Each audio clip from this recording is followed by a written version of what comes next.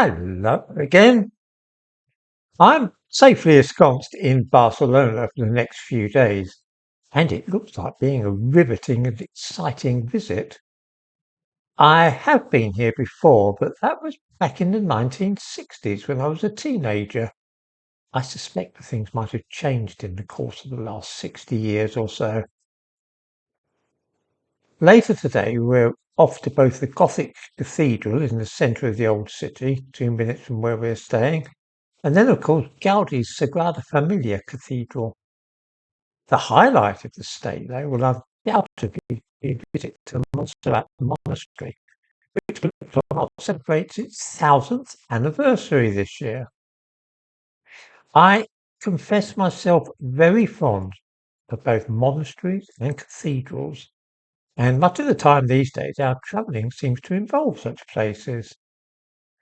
Of course, in the distant past, I've stayed in a number of monasteries. For example, Kiko and Truditissa monasteries in Cyprus, Santa Caterina in Sinai, and St. George's near Jericho.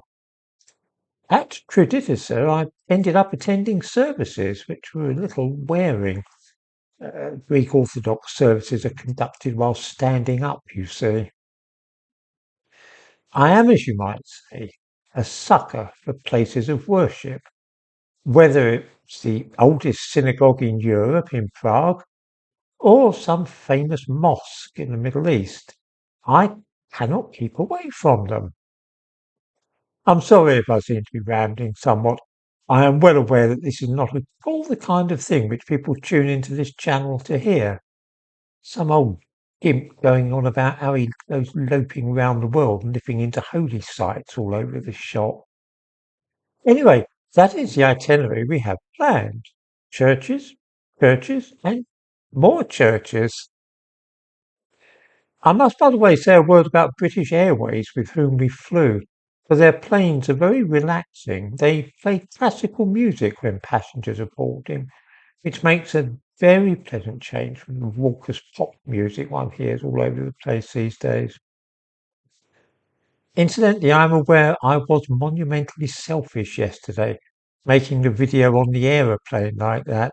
But I was worrying that my viewers might be getting a little restless because I had maintained radio silence for so long. Later today I shall be making a serious video, but before I go out I shall release one which I made before leaving Britain. It is about Ireland, and I think that some viewers might find it worth watching.